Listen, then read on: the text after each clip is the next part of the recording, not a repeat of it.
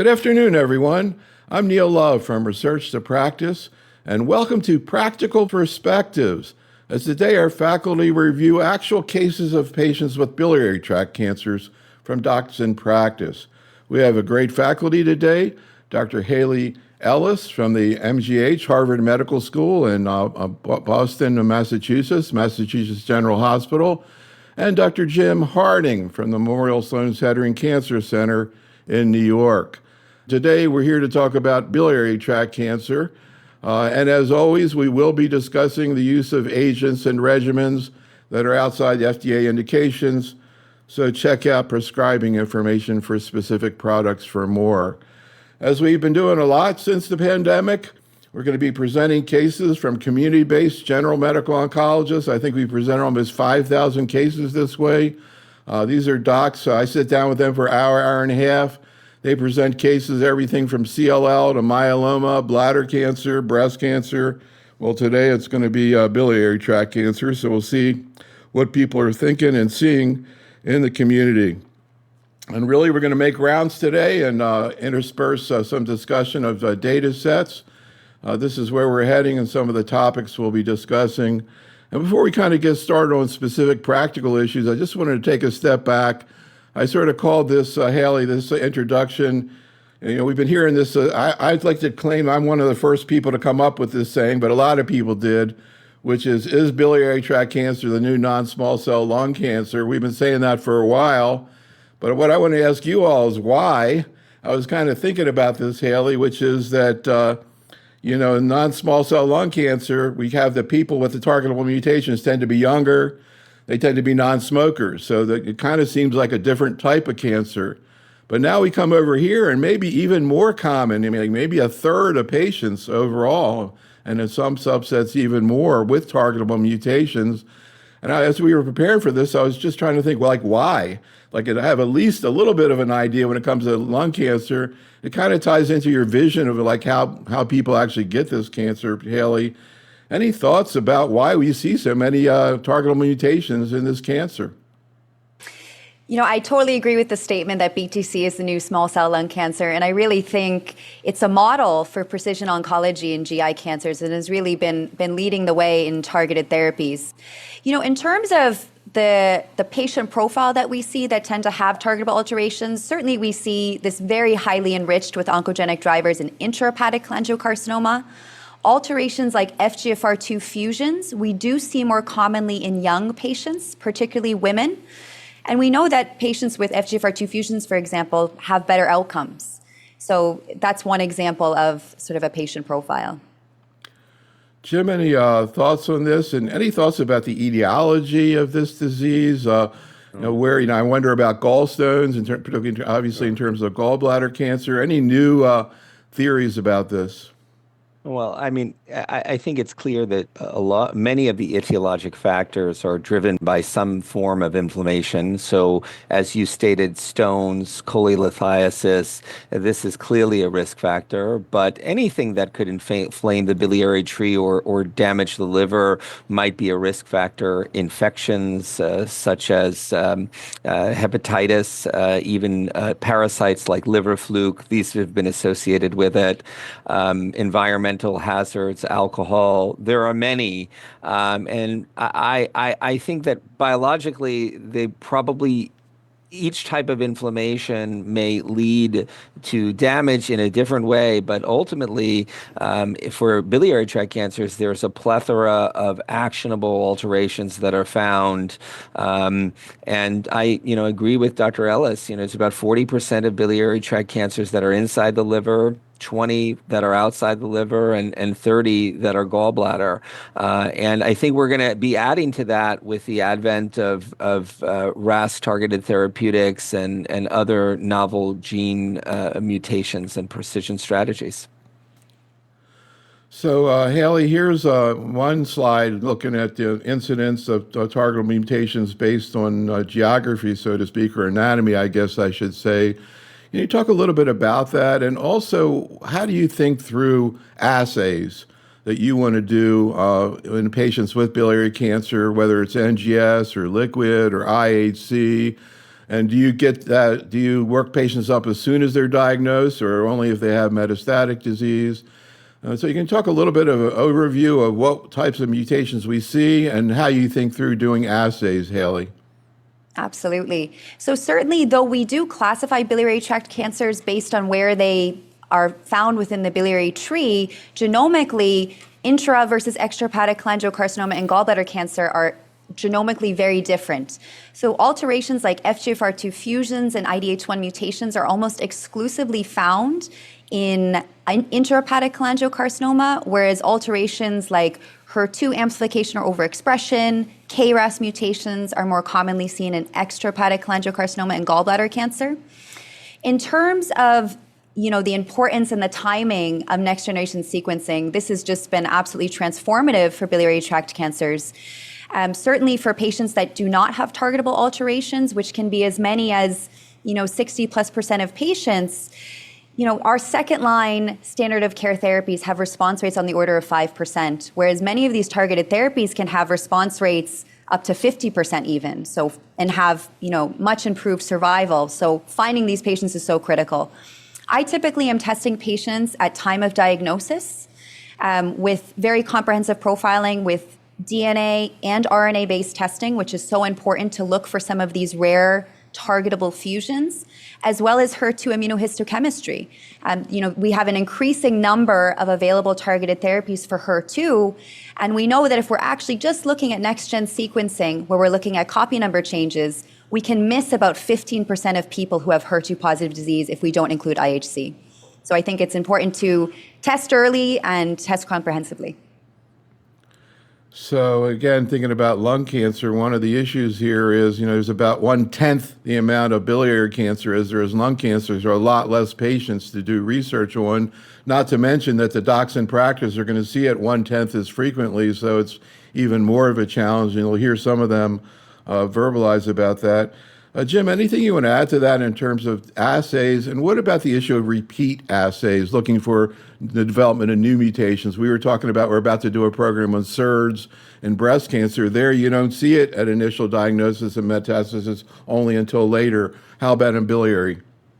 Yeah, great. So I echo the earlier, the better, the most comprehensive, the better. I think it's important we remember that, these tumors are sometimes quite necrotic or the sampling is quite small. So I expect a 10% failure rate, and that's been reported in the literature. So I think at the initial diagnosis, it's important to get these comprehensive panels. And if the test fails or is it not possible, I do get a new biopsy to determine the genomic driver. With regard to sequential biopsying, I think that's quite interesting scientifically. There are some data to support particularly with FGFR, that there are select mutations that may develop and that you might be able to target them with a next generation FGFR inhibitor or even those that are available. I don't think that's fully ready for prime time, but I do think in the research context, we are doing serial biopsies and even less invasively liquid biopsy. So let's go make some rounds now. We'll see some actual patients. And I want to say before we even get started how grateful we are to these physicians who over the last few years have been presenting these cases, putting their therapy out there for everybody to see, and, candidly asking, questions about taking care of these patients. When the initial data came out in the first line setting with IOs combined with chemotherapy, we were focused on that all the time when we were talking about biliary. I think people are kind of settling into that pretty well, although we'll see what happens in the future. And today we're going to focus a lot more on targeted therapy for a lot of the reasons we just talked about. But I want to begin with an upfront case. This is a patient of Dr. Brenner, who, like most patients who present with metastatic disease, got treated with Gemcis and an IO, in this case, durvalumab. This is a 75-year-old patient who had metastatic cholangiocarcinoma from an intrahepatic cholangio, who received standard therapy with gemcitabine and cisplatin together with durvalumab, completed 8 cycles, but unfortunately progressed shortly after completing a chemotherapy. This is a picture of an intrahepatic tumor, and sitting just above that, some of the disease on the surface of her liver. My question for the investigators are there subtypes such as gallbladder cancer versus intrahepatic versus extrahepatic cholangiocarcinoma who may respond differently to these agents, particularly checkpoint inhibitors? Is there any differential effect based on PD-L1 and tumor mutation burden? And what are the management options for patients with progressive disease who have no targetable mutations? So, Jim, we'll start out with you. Any thoughts about PD-1 levels, TMB, location of the tumor, anything else in terms of predictors of a benefit? Well, obviously, biliary tract cancer, multiple anatomic sites. They're not clinically the same, though. In the pivotal studies, particularly Topaz 1, in long-term follow-up data, there didn't appear to be at least the benefit that was observed was seen in all specific subtypes. That was published and updated in the Journal of Hepatology not long ago. And from my perspective, I haven't seen that anatomic site is clearly a major determinant of response to immunotherapy. From a genomic standpoint, or from a molecular perspective, the one subsite which I suspect would respond much better, of course, are those that are MSI high and have mismatch repair deficiency, which is uncommon. That's a few percent of biliary tract cancers. For these other markers, such as TMB, PD-1, PD-L1, PD-L1 was looked at in the Topaz 1 study, and again, in the subset analysis, there seemed to be a benefit in each subtype. I think, obviously, larger studies might be required to really tease that out, but I don't discriminate based on this. Likewise, the emerging data from the genomic composite of this didn't show a clear winner in that regard. So at the present time, I would approach a fit patient that doesn't have a necessary contraindication. I would give them gemcitabine cisplatin and immunotherapy, as was done in this case. And there wasn't sort of an upfront selection based on at least the data presented here for the patient, in my opinion. And then, Haley, in terms of choice of IO, is it a coin flip from your point of view, at least from a medical point of view? Also, and we see here are the results from the Topaz study. I mean, modest benefit, as well as the Keynote study. What about the tail of the curve? I mean, to look at this, it doesn't look like it's particularly, and do you see people with long-term benefits from IOs in biliary tract cancer? And also, what about Dr. Brenner's question about second line and people without targetable mutations, Haley? So I think in the first line setting, in terms of immunotherapy choice, certainly I think the Topaz 1 and Keynote 966 data showed pretty similar outcomes, of course not accounting for cross-trial comparisons.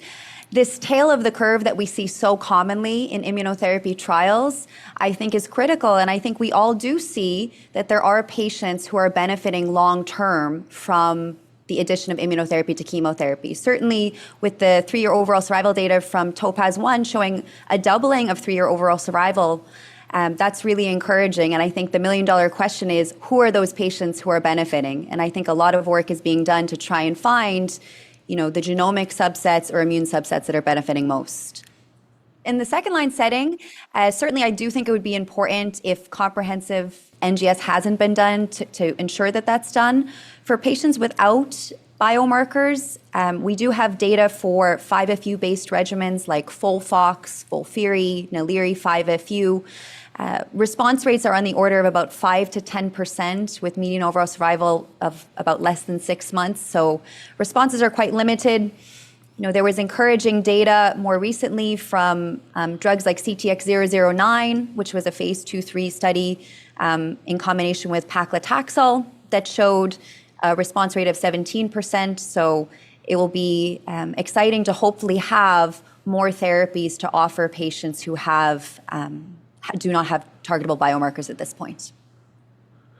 So I was thinking about the fact that, right at this point, either one of these IOs look the same, but we did a program last week on the small cell, and they were in the same situation. They had two IOs that seemed to be equal, atezolizumab and durvalumab, and then at the ASCO meeting, as you can see, a new study came out, the Forte study, where they added lurbinectin, a cytotoxic, to, in this case, it was atezolizumab, and pretty significant bump, but it's interesting that maybe now we're going to see more people using atezolizumab because even though it doesn't seem to be better, this is the study that they did of the, so maybe that'll happen, same thing with some of these other trials we're looking at with biliary in the first line when they get paired with chemo IO, whatever IO they get paired with, and here's the data from that study is likely what will be carried into practice. And just a couple of trials. Also, Jim, I'm curious what your thoughts are, again, thinking back to first-line therapy.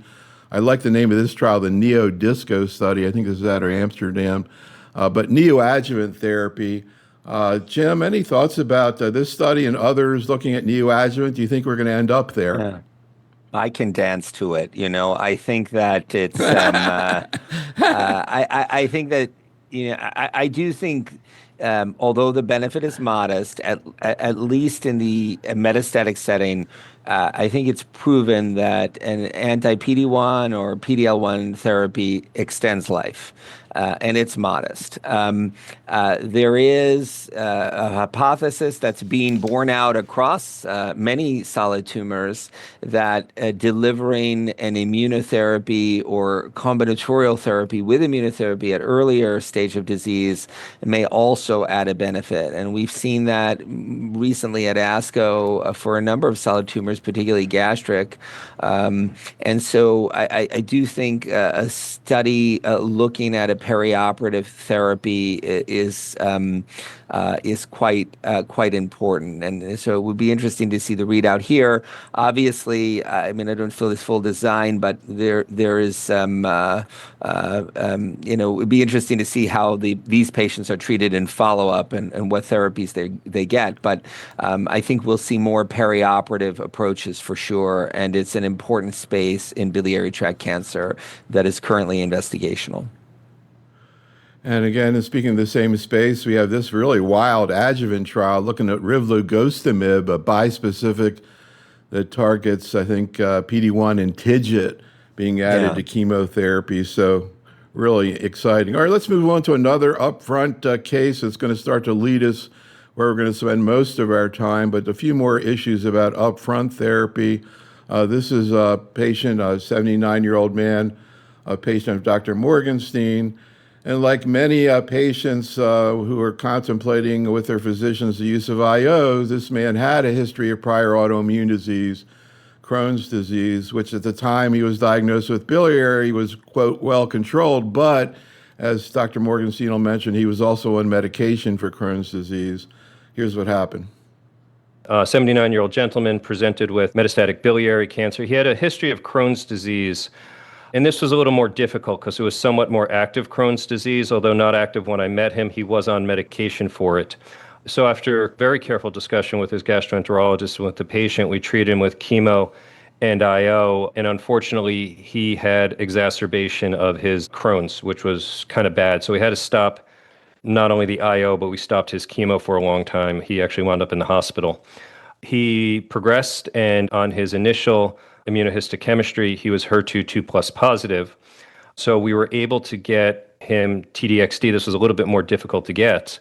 He received 2 doses, but unfortunately had no improvement and passed fairly quickly afterwards on hospice. So on him, what is the role of TDXD in HER2 2+ hepatobiliary cancer? And same thing for zanidatamab. Is there any data in the HER2 2+ settings? And even more, is there any role for HER2 low like we're doing in breast cancer? Unaware of that, but is it worth a shot in people with limited, if not very limited, treatment options? And then when we try to counsel patients, we're all very excited about IO across tumor types. But in hepatobiliary cancer, what is the absolute benefit that we may be giving a patient with immunotherapies in these settings? So we'll get into the HER2 question in a second. And Haley, actually, I pulled a few of the slides you used at one of our symposia at ASCO because they were so great and well thought out. But Jim, just to start out too with this issue of IO and people with autoimmune disease, of course, this man unfortunately really had a major issue. I think the last question he asked was like, how much benefit we really seeing to justify taking a risk, which he did in this patient, which ended up not being a great one.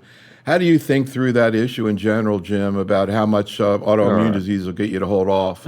I think that, initially when immunotherapy came out, 10 plus years ago, it was probably a strong contraindication, to hold these drugs in patients with autoimmune conditions. And as time has evolved, I think we're starting to realize that there are certain autoimmunities which are burnt out and or fully treated where there is the potential to give an anti-PD-1 or a PD-L1 antibody with still observed benefit with either no or potentially higher rate of toxicity than what was seen in trials in patients without autoimmunity. So it can be done, but like in this case, it's really a shared decision-making model and requires like a multi-D approach to have the right team on board. In my point of view, I think there are certain things that are still strongly contraindicated, like post-liver transplant, although that's being looked at investigationally. The data has suggested a high risk of sort of graft rejection. But in other diseases, I think there's a more permissive nature. And so I don't think, I think the approach was thoughtful and reasonable, but you have to have a team on board and know that the rate of immune-related events could be higher in these patients. As to the benefit, you saw the Kaplan-Meier yourself. I mean, there is an absolute improvement in median of about 2 months, but the key of the tail of the curve is that there is a doubling in survival. And so I think you have to adjudicate that with patients. I'm pretty cautious about giving it with active autoimmunity. I'd like to see it well controlled. And in some instances, it's not the right thing to do. So again, Haley, these are such a great series of slides that you went in. I think better than anything I've seen outside of breast cancer, trying to attack this issue of assays for HER2 and how to interpret them. Beginning with this one, looking at various tumors and the incidence of expression. And it seems like biliary is almost similar to breast cancer, if not more. But any thoughts about in general where we see overexpression of HER2 in different tumor types, Haley? Certainly, we see higher levels of HER2 overexpression or amplification in gallbladder cancer most frequently. In the US, we can see it anywhere from about 10 to 20%, though it can be as high as 40% in East Asia and places like Korea. Extrahepatic cholangiocarcinoma would be a little bit less frequent, and in intrahepatic cholangiocarcinoma, we would see sort of single-digit percentages. And then in terms and of course, there are multiple modalities to attack or use HER2 as a potential target. We're going to talk about a couple of these, but this was an extremely helpful slide, Haley.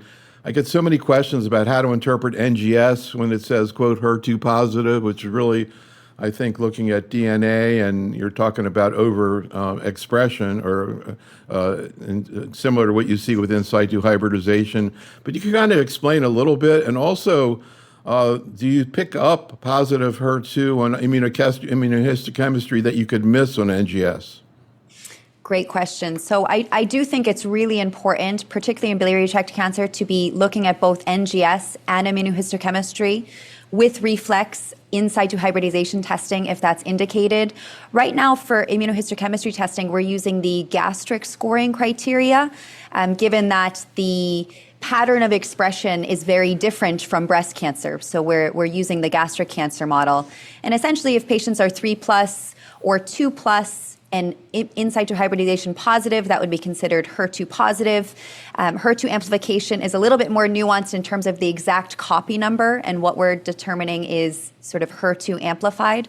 But I do think, and they've shown a nice study that was presented on a poster at ASCO GI this year, showing that, exactly this slide, in patients that are only having NGS testing, who have non-amplification by NGS, you can miss 15% of patients who have HER2 positive disease by immunohistochemistry and would respond to some of these really exciting therapies that we have. And you can see some of these response rates here.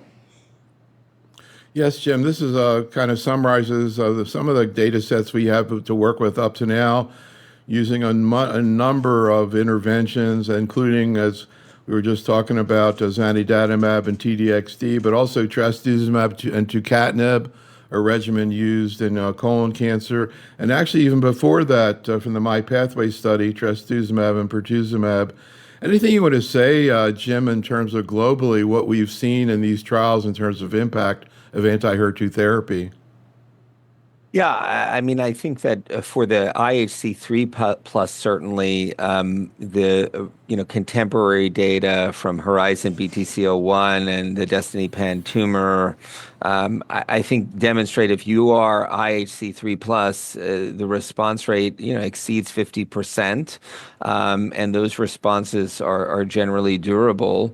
If you're IHC2 plus, we do have a bit of an issue in that it's not entirely paralleling the data for HER2 low breast cancer, in that we're not seeing the same level of response. So in Horizon BTC01, and it was 5% for zanidatamab in the IHC2 plus ish amplified, and then at least in the Destiny Pan tumor, it was 0% for the 2 plus.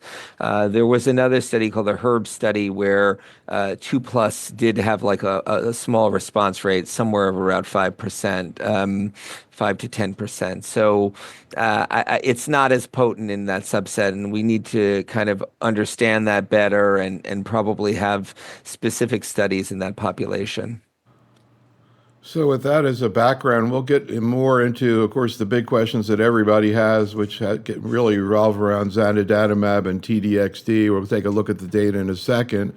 But first, I want to divert out into the FGFR world, so to speak, and let you hear a couple cases there, beginning with a 72-year-old man, a patient of Dr. Kimberly Koo.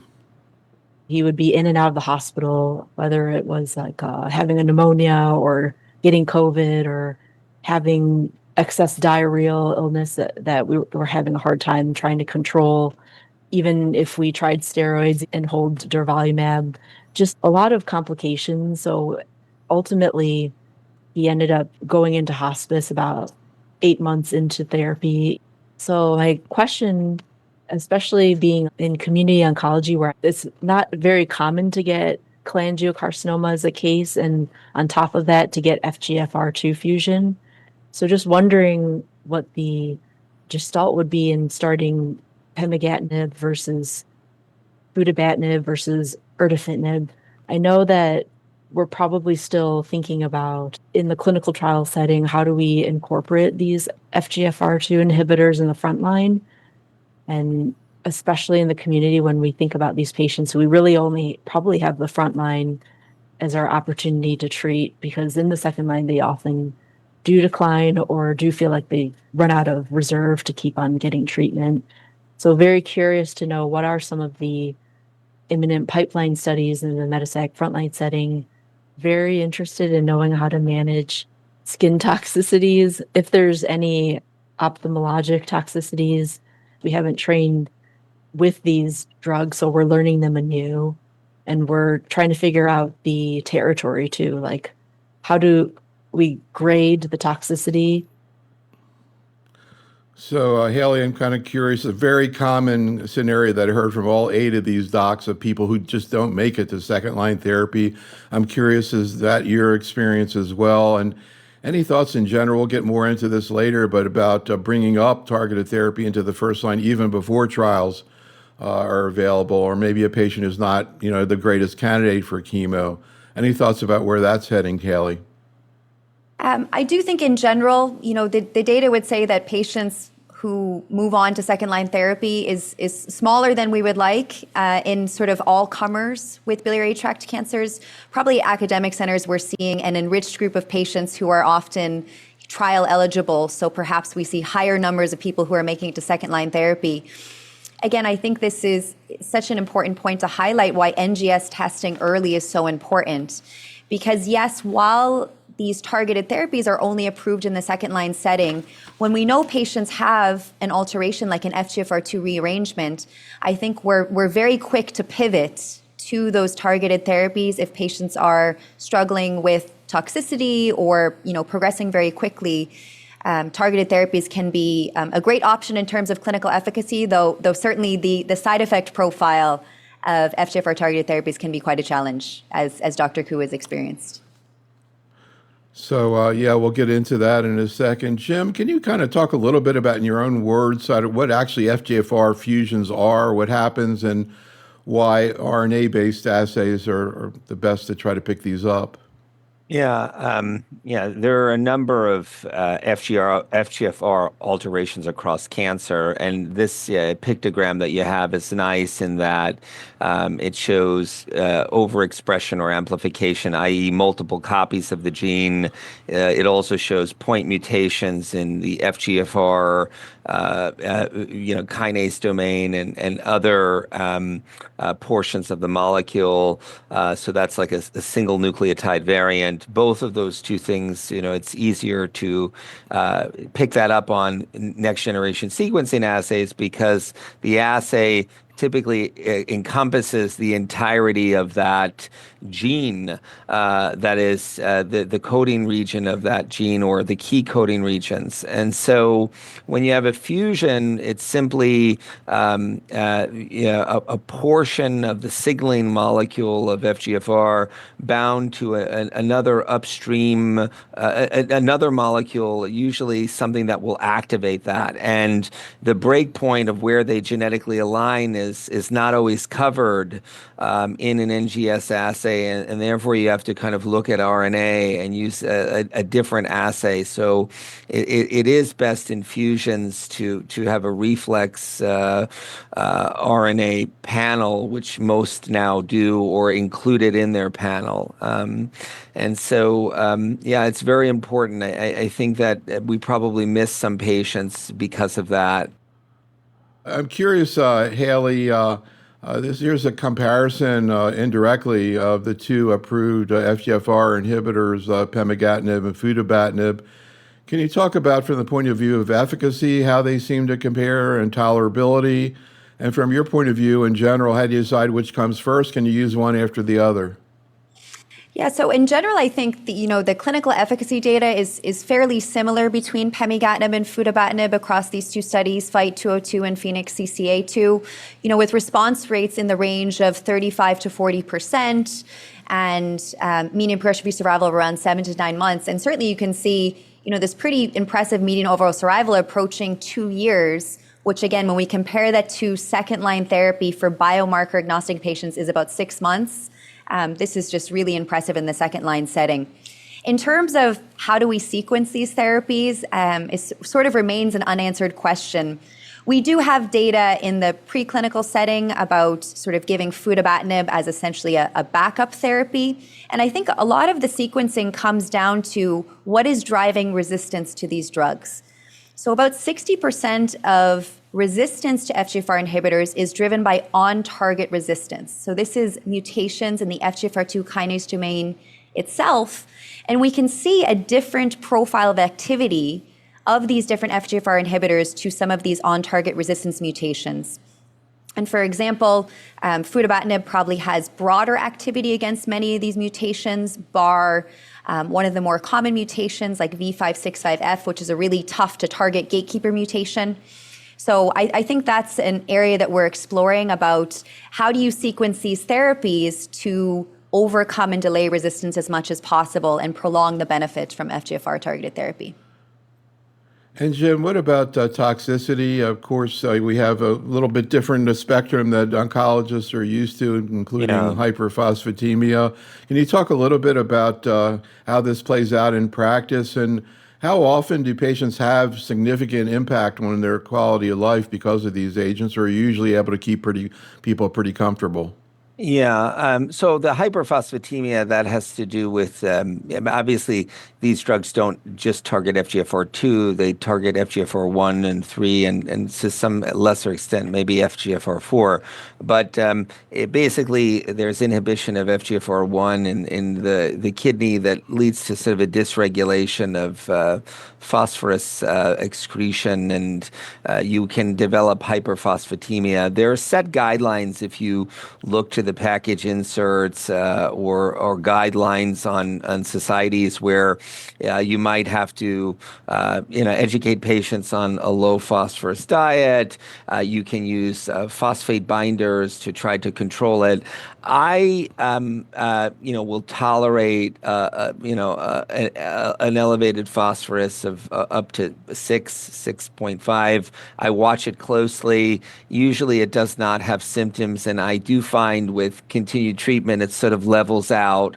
But you have to be aware of that. Often, if you try to overcorrect it too much, what you'll end up is with hypophosphatemia, which can be symptomatic. So I watch that. A big issue with these drugs, though, is the dermatologic toxicity. You can see alopecia, you can have xerosis, dry skin, dry mouth, mucositis, nail bed toxicity. So, some patients will develop like a subuncal hematoma, and over time, the nail bed becomes quite heaped up, and people will even lose nails, and that's sort of a longer term toxicity. So, I mean, for the dermatologic component, I work closely with dermatology on this to try to manage symptoms related to it. And then, of course, there can be GI tox like loose stool, and that may be through FGFR4, FGFR3, 4 signaling. So a lot to manage, but if done appropriately with dose reduction, hold, supportive medicines, patients can do well with this medication for a long time. So as with all of our webinars, we have a lot of great data slides for you to check out in the chat room. We have the whole slide set here. I won't go through all of these, but I did want to ask about, here's some real world data with pemigatinib, again, kind of cementing in what we see in clinical trials.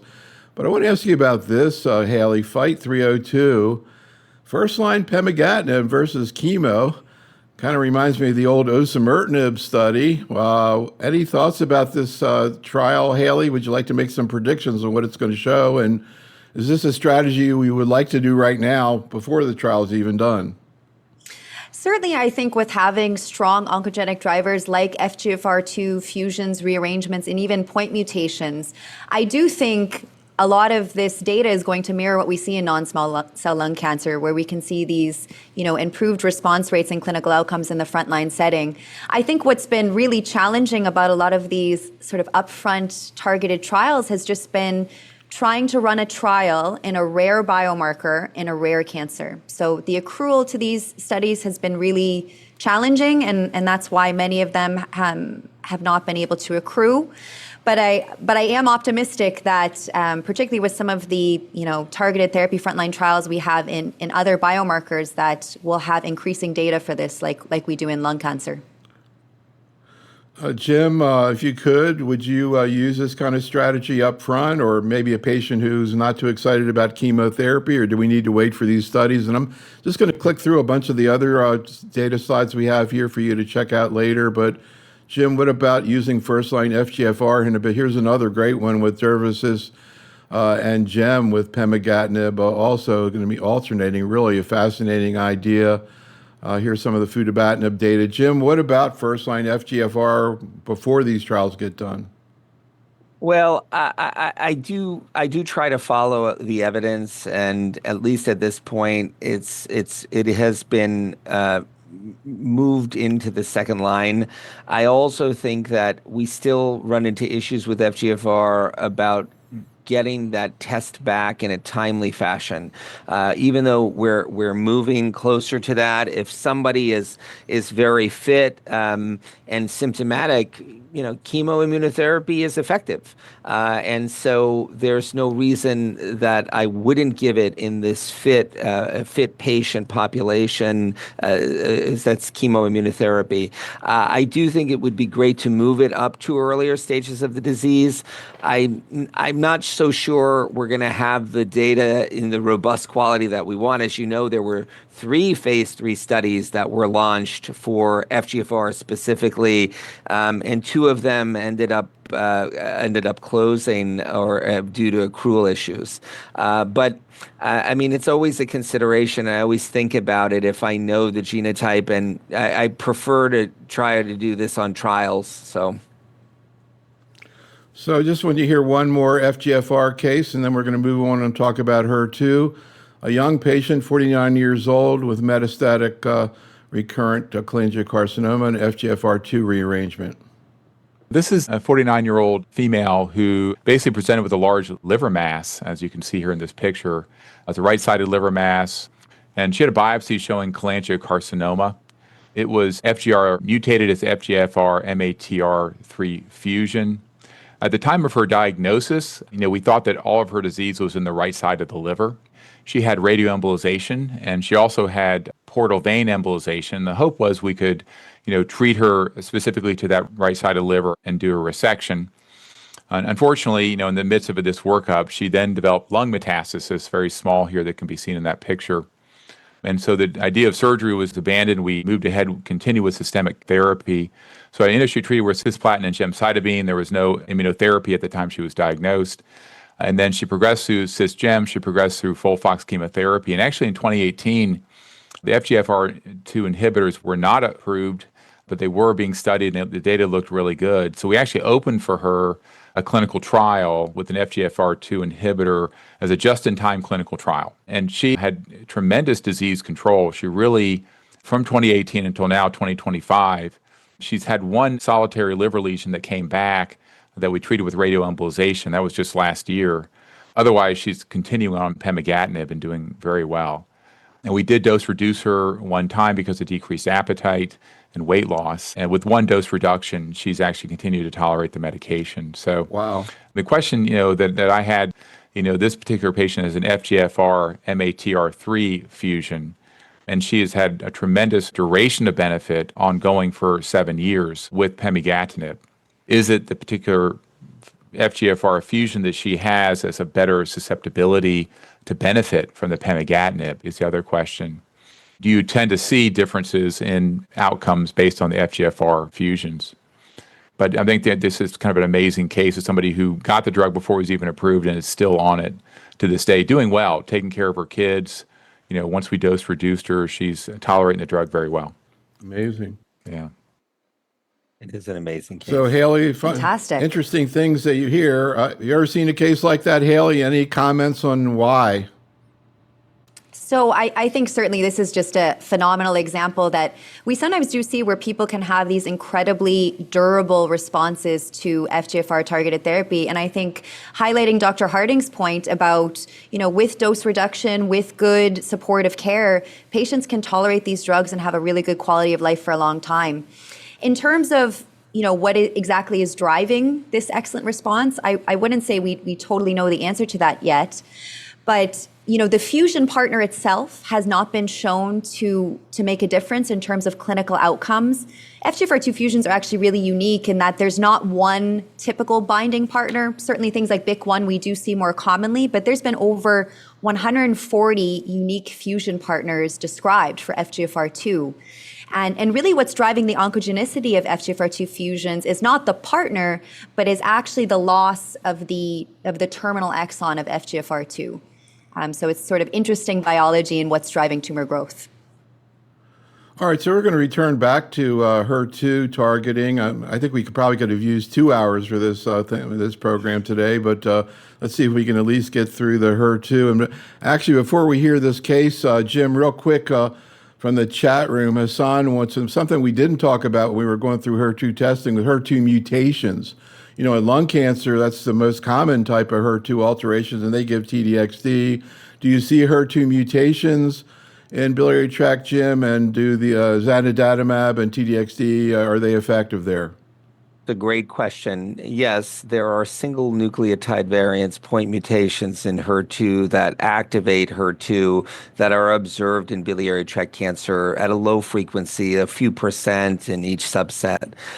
There have been attempts to drug those on specific clinical trials, one of which was a neratinib, which had a cholangiocarcinoma basket that showed a response rate of about 16%. TDXD, unbelievably, for unique biology, has been looked at to treat single nucleotide variants, and it did enroll some biliary tract patients, and there were actually some responders in that cohort. Even trastuzumab and pertuzumab. In the recent Tauper study, there were some patients that had just apparent single nucleotide variants. I think one of the issues is the response rates in this population have been lower. The duration of response has been lower. There are still studies targeting this, and it'd be interesting to see more. My impression is that many of these are subclonal, like it's not uniform throughout. In our data set at Memorial, we've genotyped now almost 3,000 of biliary tract cancer patients, and particularly in gallbladder or HER2 is these missense mutations are subclonal. So I don't know if it's a dominant driver, and thus I speculate that it might not have as much activity. But I'm interested to see, some of the upcoming studies that are still looking at this. So we saved the best for last. So the most common question I heard from these docs, which is sort of what comes first and how do you think this thing through? Here's Dr. Morgenstein with a 63-year-old woman, HER2 positive cholangiocarcinoma, who develops metastatic disease on adjuvant treatment. This is a 63-year-old female. She was just diagnosed with stage 3B gallbladder cancer. Very sweet woman. Received adjuvant capecitabine with really no particular issues. And then right at the end of her 6 months of treatment, she started to develop some abdominal pain and was diagnosed with metastatic cancer in her liver only. She's currently on cisplatin, gemcitabine, and durvalumab, which she's tolerating well. Her NGS was positive for HER2 3+. No other targetable mutations were found. So the question is, do we ever use HER2-based therapy as a first-line treatment? And then on this patient who almost certainly will progress on her first-line therapy, what's the next best option now that we have two of them, which is kind of crazy, TDXD or zanidatamab? And is there any role or knowledge about sequencing? So, Haley, let's take a look at some of the data with these two options. Of course, we saw last fall the approval of zanidatamab, a bispecific targeting two epitopes on the HER2 molecule. I don't know whether you view this way or not, Haley, but targeting kind of the same thing that trastuzumab and pertuzumab does. We'll get into that in a second. But we saw last year at ASCO the Horizon BTC-01 study. Can you talk a little bit about your vision, Haley, about how this agent actually works? So I think zanidatamab has a really unique mechanism of action. Exactly as you said, it's targeting two different epitopes on HER2 itself, but sort of the downstream activity of this drug is really unique because we see sort of increased cross-linking of HER2 on the surface. We also then see ultimately lots more sort of immune-mediated mechanisms downstream of that, as well as increased internalization of HER2. So I think that's probably what's driving some of the increased clinical activity that we're seeing with this molecule compared to trastuzumab, pertuzumab, which has been studied in biliary tract cancer as well. And Jim, here are some of the efficacy data in terms of PFS, but particularly the waterfall plot. I mean, I hear, in a lot of cases of people with objective responses. In a way, when I think about the mechanism targeting these two epitopes, it's really interesting that you actually see these kinds of objective responses. Jim, can you talk about not only the data from the trial, but your own clinical experience with zanidatamab in terms of efficacy? Sure.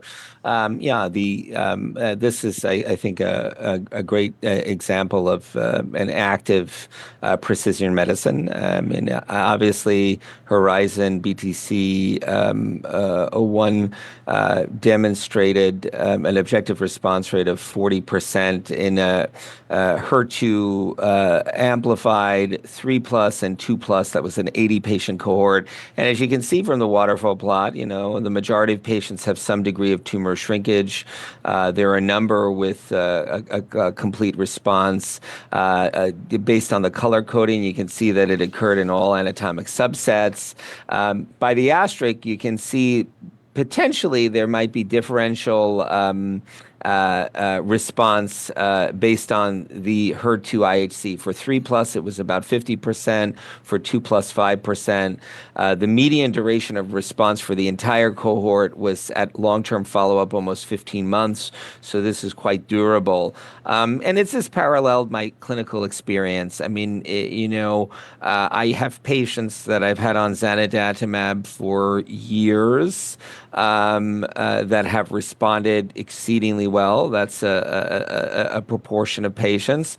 And in general, it is a tolerable drug. It's administered every 2 weeks. Main toxicities would be potentially diarrhea, which is, I think, to the oncologist, well managed, well understood that that's a potential reaction. One thing not as commonly seen with HER2 target therapies is infusion-related reaction. Most of these are low grade. We do pre-medicate to prevent it, and if this occurs, usually can be overcome with re-challenge at just half the dosing rate, and people can continue on it. So overall, I found it to be a tolerable and active regimen, and I look to see how the confirmatory study, the Horizon BTC 302, will read out. So, Haley, curious for your thoughts. You presented a case at a recent CME program we did of a 45-year-old lady who had a 10-month partial response. I'm curious what happened to that lady in terms of quality of life, what kind of toxicity she had, and what you've seen in general in terms of efficacy and tolerability of this agent. So I completely echo Dr. Harding's comments. Again, I think the real world experiences that we've had certainly mirror the data that's been presented in the Horizon study, in that people that respond are having truly durable responses, and the patient who I had presented continues to stay on drug with really an excellent quality of life, had some very mild diarrhea, which was very manageable. But in general, I think this is a really well-tolerated option, particularly after people are coming off of first-line chemotherapy. So, Jim, any comments on this paper from ASCO looking at survival outcomes, I guess indirectly comparing to patients who get chemotherapy with zanidatamab, and also the experience with and now an ongoing clinical trial that you're running looking at zanidatamab in the first-line setting. Again, here's some data on first-line zani with cis-gem that was presented at the ESMO GI meeting. But in particular, I'm curious about your thoughts concerning the actual trial that you're doing, looking at, this is the Horizon BTC 302 phase 3 study, looking at this with standard of care therapy. Yeah, so I think the study is really a critical that we promote and enroll in a global fashion. I mean, as we talked about earlier, Dr. Ellis mentioned, I don't know if it was in the context of this or we were speaking of it earlier, in some subsets of biliary tract cancer, HER2 is quite common, 30% of gallbladder cancers, and we can test for it based on immunohistochemistry, which we've been doing for a long time. So we can identify patients quickly with HER2 amplification and overexpression in biliary tract cancer. And this study is basically looking at a treatment-naive patient population, centrally testing for HER2 positivity, either IHC 3+ or 2+ with ISH positivity, and then randomizing patients to receive a standard of care gem-cis immunotherapy or gem-cis immunotherapy zanidatamab. It is an open label study. Primary endpoint is actually PFS to understand that there will be unintentional crossover to HER2 targeted therapies in the second line. The study is enrolling globally, and I hope that we're successful in at least enrolling the study to answer the question.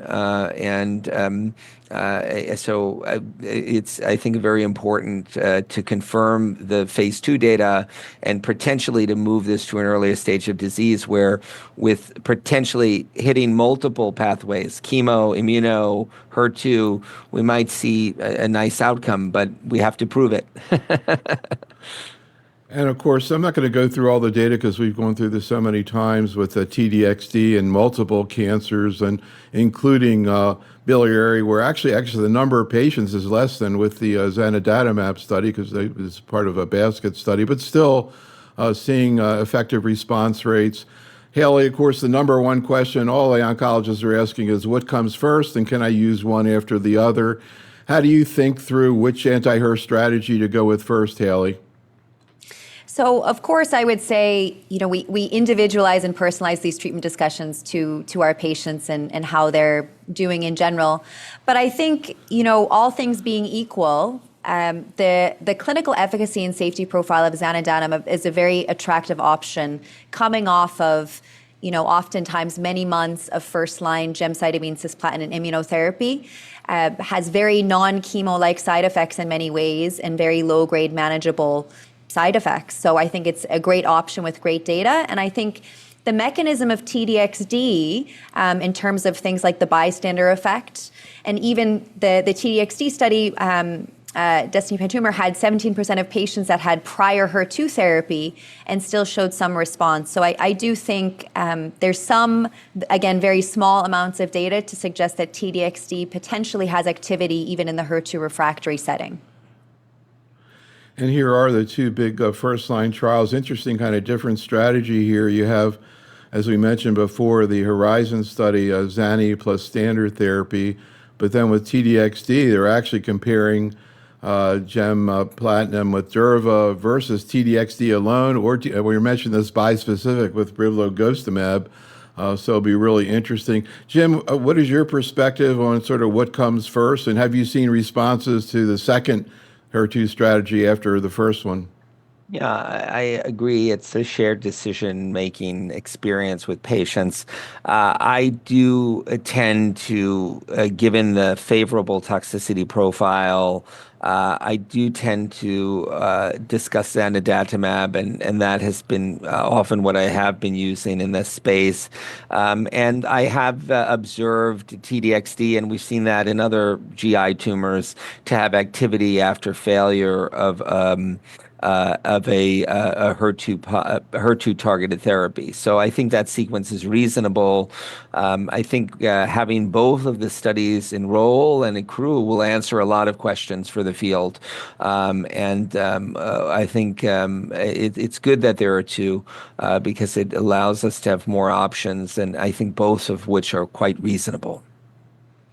So final question back to you, Haley. Again, I like to ask people in different, now TDXD is used by all different tumor types, so we have different sets of investigators. I'm curious what your experience has been with acute GI toxicity. I think as time has gone on, people have gotten more and more sensitive to that with TDXD, with the chemo payload, and how you compare quality of life on TDXD, at least initially, for example, to zanidatamab. So I do think TDXD in many ways, because of that chemo payload, is very chemo-like in terms of its side effects, both in terms of GI toxicities, cytopenias, fatigue. I think we've gotten better over the years at sort of aggressively pre-medicating people with antiemetics, and also carefully monitoring for toxicities like interstitial lung disease is also really critical. But I do think, again, sometimes it is challenging for patients after they've had a lot of chemotherapy prior to TDXD to continue with more TDXD. But it is a highly effective therapy. And again, it's great to have multiple options. And I hope we'll have more data about how best to sequence these as we move forward. So really amazing to think that in an hour we can't even get through biliary cancer nowadays. There's so much to talk about. But I want to thank you, Haley, and you, Jim, for enlightening us today. Audience, thank you for coming. Be safe, stay well, and have a great night. Thanks so much, Haley. Thanks, Jim. Thank Have a you. good one. Thank you.